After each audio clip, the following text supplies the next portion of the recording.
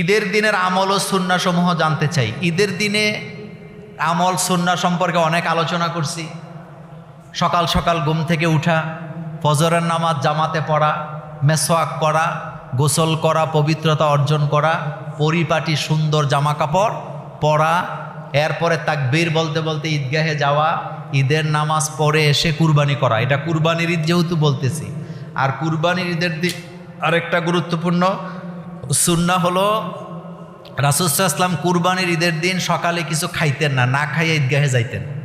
এসে কুরবানি করে ওই গোশত রান্না করে ওইটা দিয়া রাসূল সাল্লাল্লাহু আলাইহি ওয়াসাল্লাম প্রথম খাবারটা কি খাইতেন। এই জন্য সম্ভব হলে এটা খাবেন, এটা খাওয়া সুন্নত।